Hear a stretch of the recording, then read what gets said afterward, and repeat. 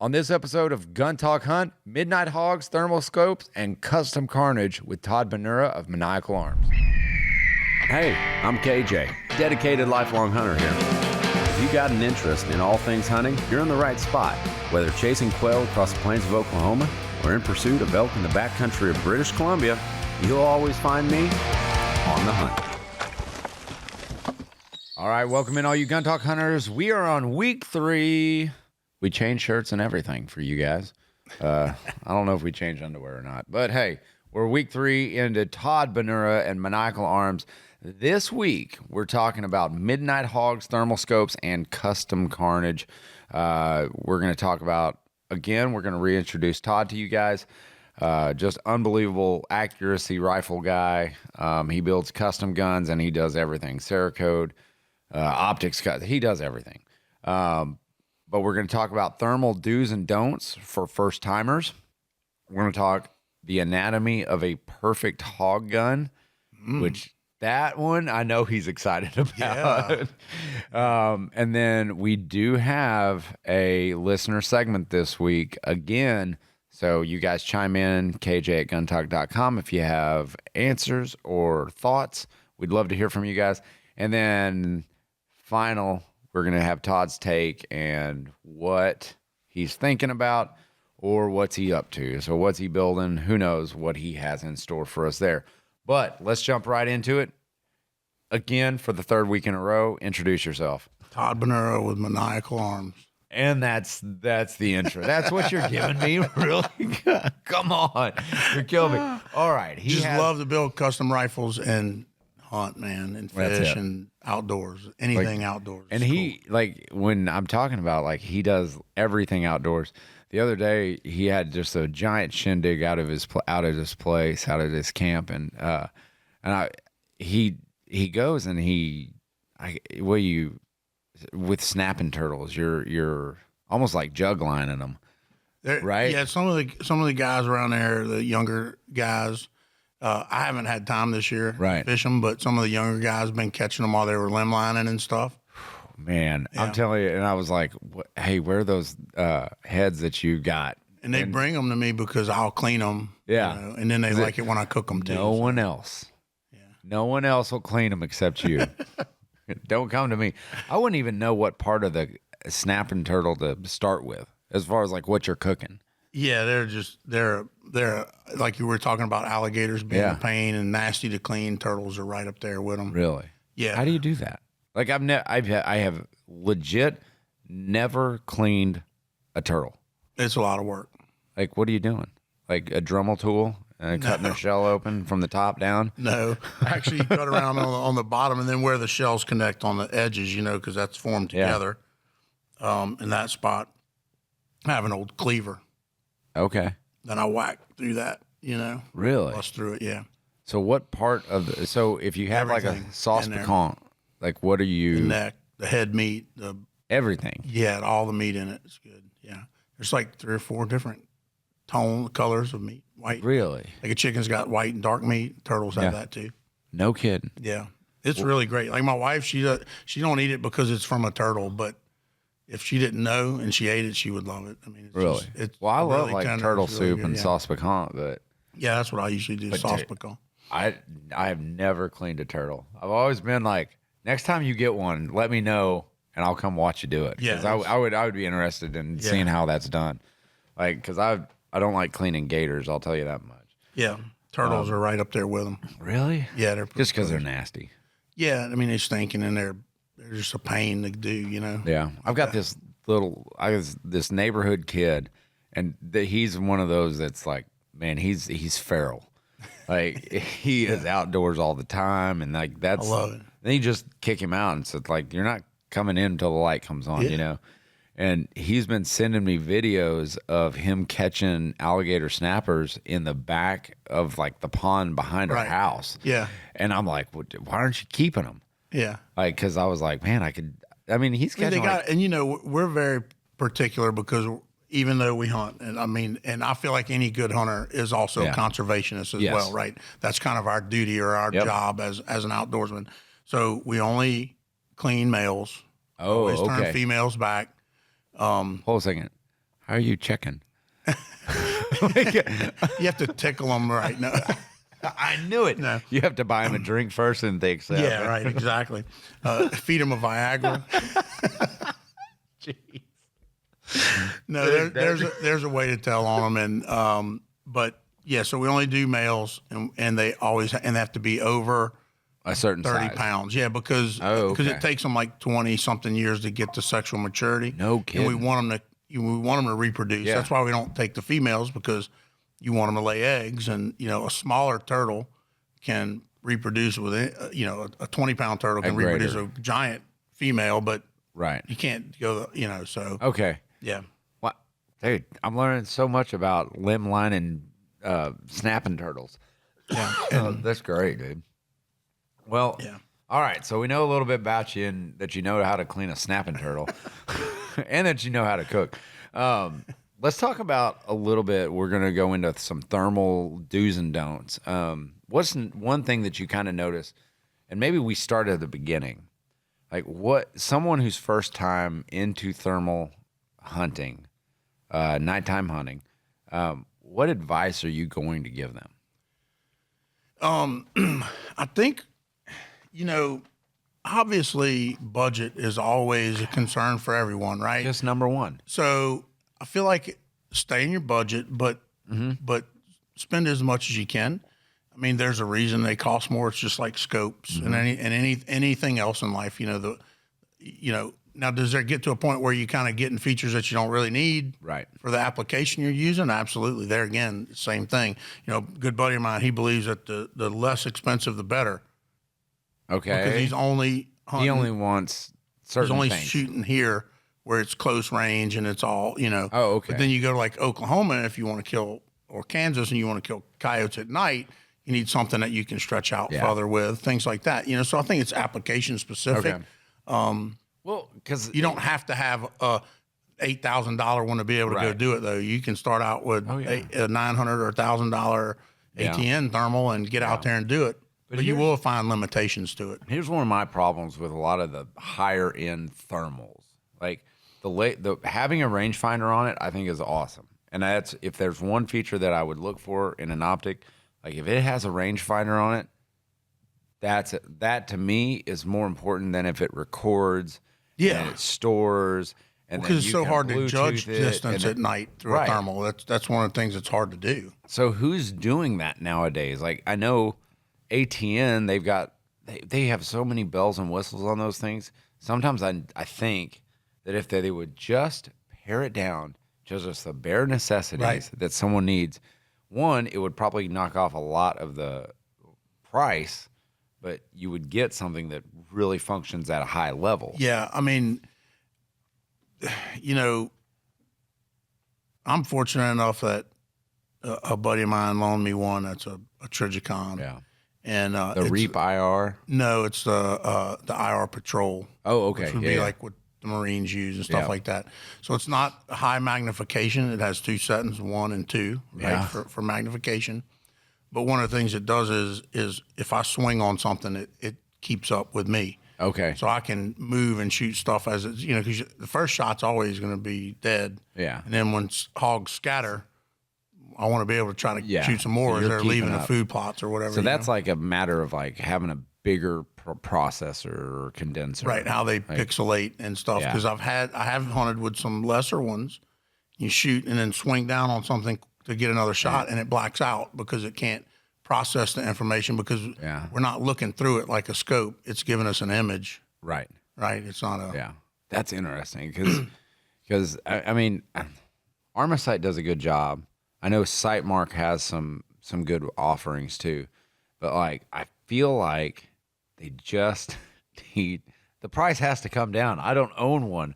Now we're in a business where we get companies that'll send us some stuff in to test out and stuff like that. Right. But like, man, I feel like sometimes basic is better. It's like when we used to drive trucks back in the day, like just having a key that starts it and then you have to roll down the window with your hand. Like It would always I know, worked. like kids, we used to have to do that. Never Right. once in a while the window would come off track and you'd be like, you gotta get back on the track. But like it's that simple technology Yeah. that you knew it was going to work.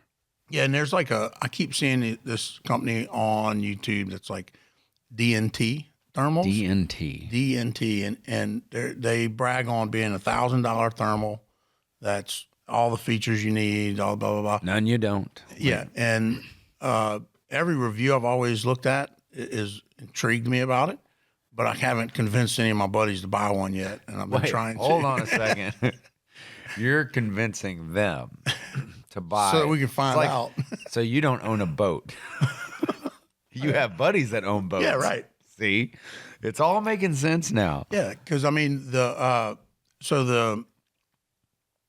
thing with the thermals too is like, because I've zeroed tons of them for customers, like built rifles specific for night hunting, and then zeroed their thermals for them.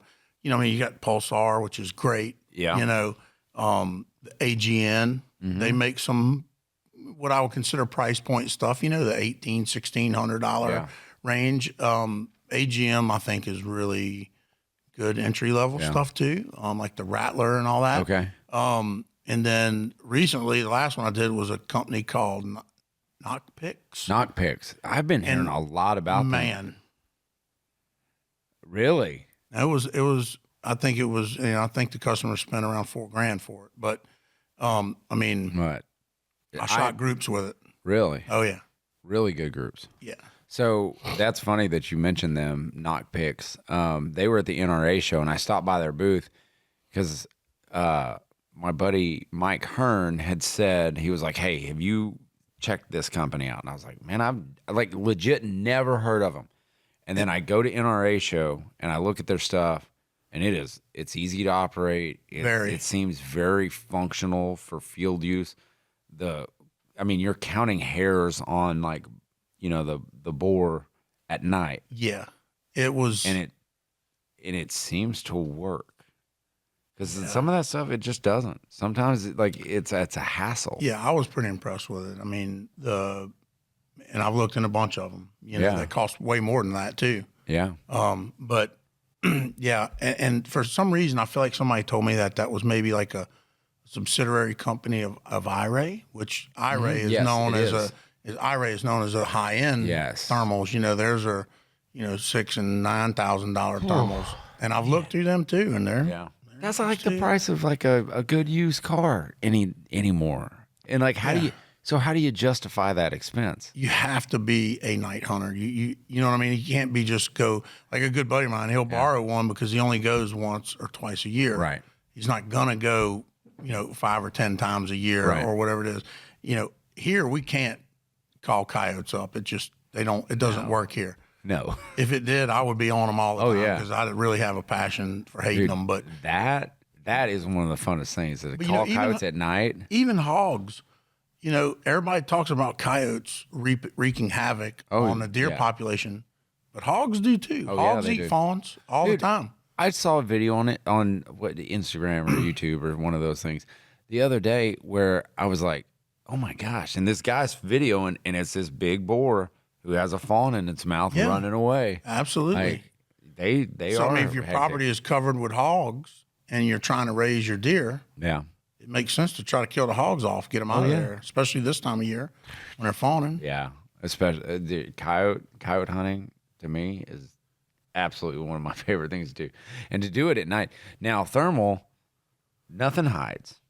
No. So you can use these during the day too. Oh, yeah. And sometimes coyotes or bobcats are the worst about sneaking in late. They'll sneak in and you won't see them, and then all of a sudden you're looking over there and you just see a little flicker of a tail just leaving. You're like, oh, how long's he been sitting there? Yeah. You know, and nothing hides. That's the beautiful thing about it. I've had people call and like, come help me find a deer. Can't find blood, and pull my thermal out of the truck and walk in there and go find a dead deer laying in the bushes immediately. Because you're just and now with thermal drones, that's if I could only have one of those. That's all. There's guys starting businesses just on that. On finding deer for people. I got buddies that have used those companies like in the Midwest and stuff. I mean, if you shoot a big enough one, I mean, why wouldn't you? Right. You know, and then it might have been the biggest deer of his life. You know? Yeah. So you want to recover it, and then you almost brought up like the thermal monoculars, like just the handheld. And I think those are great for 1, scouting, 2, tracking, and just recovery. And yeah, and you know, that's that starts getting like down that rabbit hole, right? Because if we have a thermal on our gun and we have to keep picking the gun up and looking through the thermal on the gun, that means it has to stay on the whole time we're hunting. If that's 5 hours in a night, we're running batteries. You keep spare batteries on you, but if you have that monocular, you leave your scope off until you find something. You turn it on and it's ready. Well, and there's the whole rules of gun safety. Don't point a gun at anything you're not willing to kill or destroy. And you're sitting out there and you're just scanning the field, and there happens to be a house or a truck or anything else like that in the area. Like, you've just pointed your firearm there, so having a thermal monocular makes sense. It does, yeah. Yeah, it does, and you can get those for relatively inexpensive too, because you're not using it for the same. True. Right, like it could, like to me, it could be a little lesser quality of that. Because, why wouldn't you? Yeah, it makes sense. All right, hey, we're gonna jump in with a word from our sponsors, but after the break, we're gonna be talking about the anatomy of the perfect hog gun for night hunting. What does that look like from master custom gun builder Todd Bonura of Maniacal Arms? Looking for a rifle that's short, sharp, and way more precise than you on your best day? Meet the Ruger American Gen 2 Scout, the Gun Talk Edition. This thing's compact powerhouse, dressed in Cryptek Obscura Nox camo with a smoked bronze Cerakote finish, like Tactical Fashion Week, but with more recoil. Chambered in 5.56 NATO or 308, it's got a threaded barrel, installed high comb, and the kind of accuracy that forgives your bad decisions. At least the ballistic ones. You can find it at guntalkscout.com. Hey, get your heads up. Heads up, right up here. Tactical treasure hunters, beware. Optics Planet just became your new favorite adult toy store for gear. Let's get that out of the way. Want scopes, red dots, night vision, and stuff totally you probably don't need but will absolutely buy anyway? Yeah, I thought so. Use promo code GUNTALK at checkout and get 5% off your order. That's right, 5%. Not 2, not 3, 5. Like the fingers you'll use to type that code in while pretending this wasn't my idea. So go to Optics Planet, check it out, enter code GUNTALK, and get your 5% off. Want to shoot like you've got laser-guided confidence and a spotting scope for a brain? You need the Leupold Mark IV HD. It's the optic I use when in competition, which means it's tough, crystal clear, and just pretty enough to show how bad your buddy's scope really is. First or second focal plane, you pick. Massive zoom range? Oh yeah, they got that too. It's built like a tank, but sees like an astrophysicist. And that's a lot. So go check out your next Leupold Mark IV HD over at leupold.com. Tired of your range time being just mag dumps and Instagram flexing? Enter Range Ready Training Wear Director of Awesomeness and everything else, Chris Serino, turns keyboard warriors into actual warriors. Or something like that. Pretty dang close, I would say. Yeah, the guy's been there, done that. Pistol, check. Rifle, check. Yeah, we got it all. Force on force, we do that every now and then too. Bring your bruises, instructor development. Welcome to the Thunderdome of learning. It's more than training, it's range ready because real life doesn't come with a respawn button. Feel like your trigger's holding you back more than your ex? Fix that with the Timney Alpha competition trigger for the Ruger RXM. It's got a crisp 3-pound pull, no adjustments, no drama, just pure, smooth performance. It installs easier than IKEA furniture and comes fully hand-assembled, tested, and calibrated by real humans, not robots or over-caffeinated raccoons. Made in the USA and backed by a legendary lifetime warranty, yes, it will make you more accurate. The rest is on you. All right, we're back with Todd Bonura of Maniacal Arms, and we just got done with kind of thermal do's and don'ts. We had a good discussion there. Loved it. But let's talk about the anatomy of a perfect hog gun. What does that look like for you? Man, it's so tough. I know, because I used to, because I have an AR-10. Mm-hmm. That's a short, 16.5-inch barrel that I use a lot. Yeah. And then I built a 10.5-inch. Oh, gosh. 223, shorter and shorter and shorter. 223 wild for a customer. And at first I was kind of like, I don't know, man. It's kind of small, kind of short. Well, where are you putting the bullet? I built it up. Go 0 to thermal. It shoots really, really good, of course, right? And then I go in. It's like the beginning of before turkey season. I go in and like listen for some birds one morning. And as I'm riding in, a hog jumps the road and crosses the road. Well, the guy's gun was in my back seat in the case. So I stopped, put one in it. Well, so that thing, it was suppressing everything. He like right out the window if something happened that fast with a hog. Obviously on private property. Right. You're not supposed to be shooting out the window, trucks or whatever. This is private property. We all know how that goes. Yeah. So, but the maneuverability of it was something that I kind of didn't think I needed until that day. And then I was like, wow, that's what pretty handy. They talk about like a truck gun. Like when people talk about truck gun, they're not just talking about a gun you just throw in the truck and it just rattles around. You talk about a truck gun because it's maneuverable out of the truck. Right. Like that's the whole point about it. Easily to get it out ready to go. Right. And I have a 8.6 black bolt gun too. That's a 16-inch. I bet that's ridiculous on hogs. Yeah, and it's quiet too. So we run 300 grain Match Kings. 300 grain? Yeah. So you're so shooting quiet, wherever you want.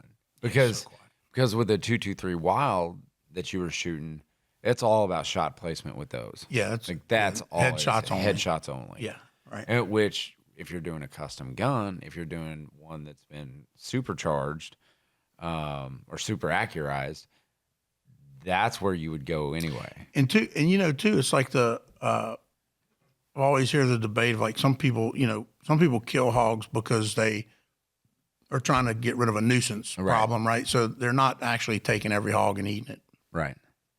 I try to.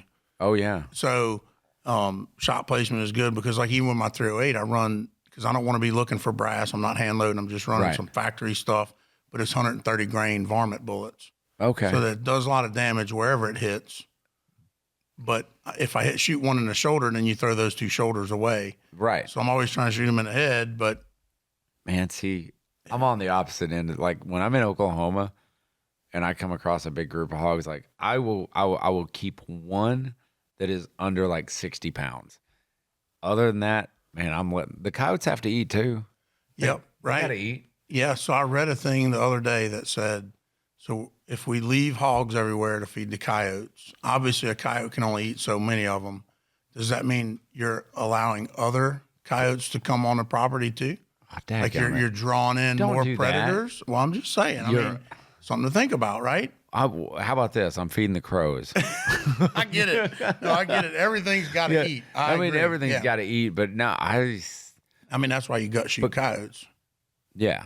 You don't have to drag them away from your stand. You just let them go die somewhere else. See, I don't drag anything away. Like if I shoot a coyote in a stand, deer will still approach. Oh, no doubt. They'll still approach. Now, I will say this, that hogs, different story. Yeah. Whitetail and hogs do not mix. I'll pass up a pretty good deer to shoot a coyote too. Yeah. Like if there's opportunity to select between the two. Yeah. Coyote all day. Yeah. Man, there was one. Hate them. And I was using the gun that you had built me from the Bill Box show. And I wanted to shoot him so bad. And I was ready to shoot him. He was at like 600 yards, kind of an open field, but he was heading in some like range grass, some prairie grass, or CRP. And like I was ready. And I was like, oh my gosh, this is going to be an amazing shot. Because I know the gun can do it. Right. And I'd been competing. And so I felt good about my positioning and everything.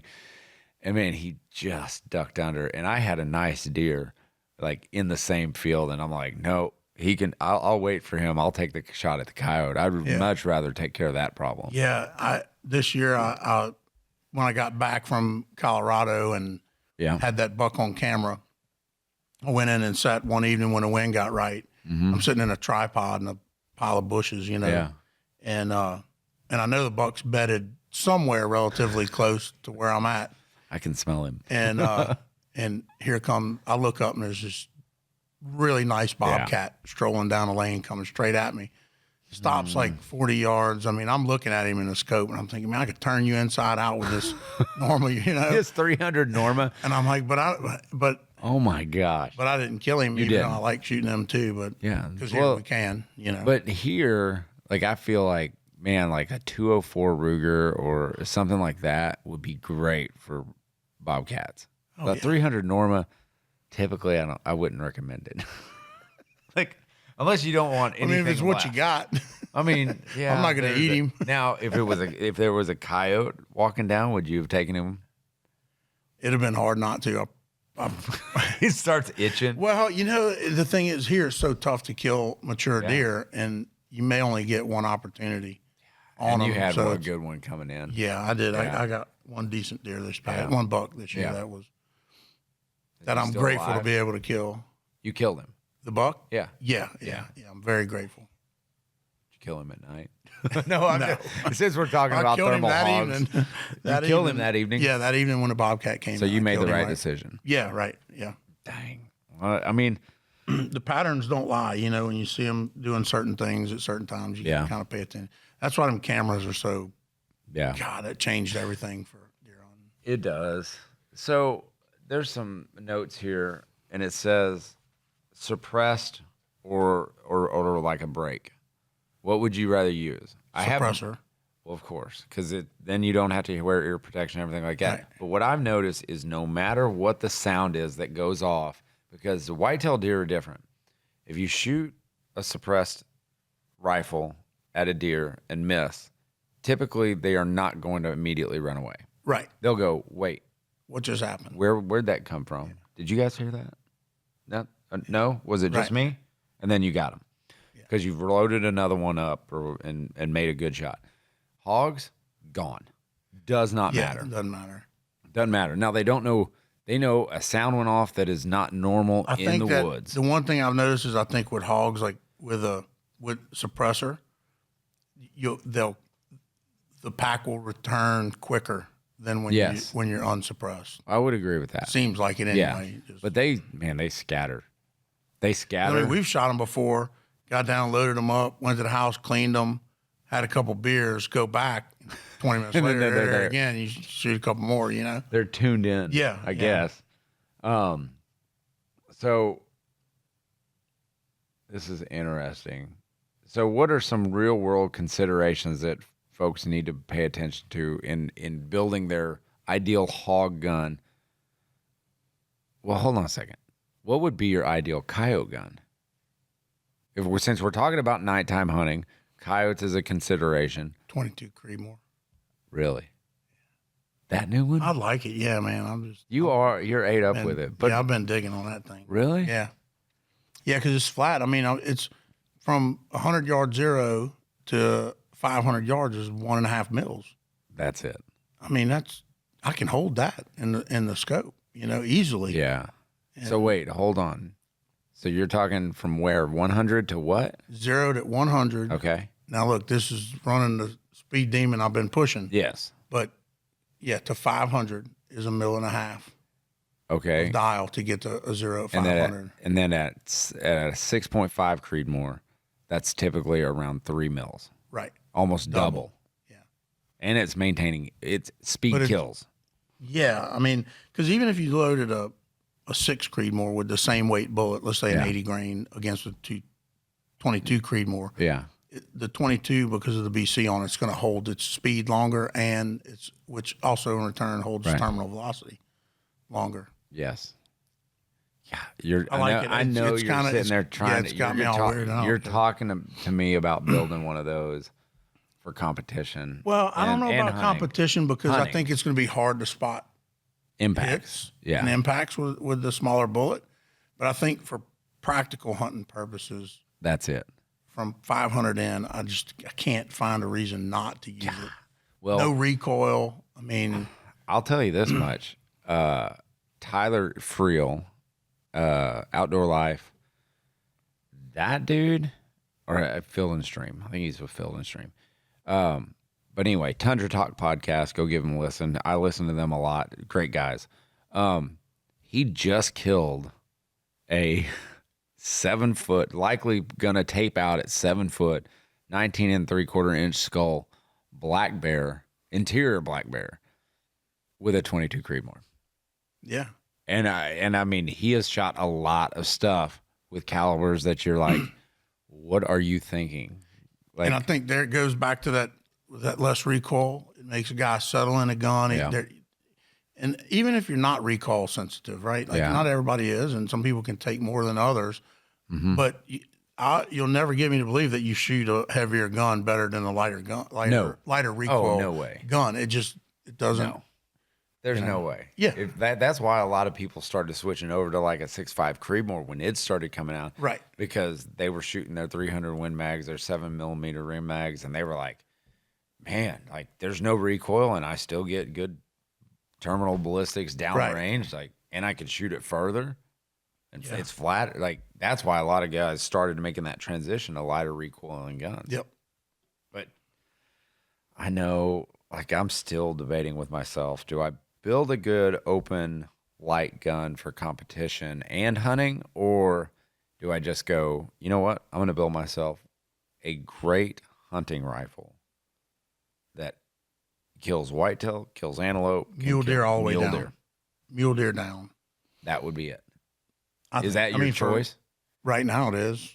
Yeah. Until someone comes up with something else. Well, no, not really. I mean, I've just been playing with it, and it's impressive to me. I like the speed, man. Yeah. And speed kills. It does. It equals energy. Jeez. All right. Last week we said if you can build one do-all gun, what would it look like? So if you have anything like that, send it to KJ at guntalk.com. But this week, week 3 of the Todd Bonura series is, you ready for this one? What's your dream nighttime predator combo? Rifle, caliber, and optic. For everything nighttime. For coyotes, everything. all of it. Ooh. Coyotes, hogs.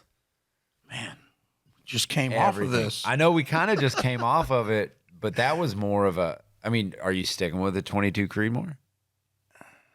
Or are you going to go like a 22 arc or a 6 arc?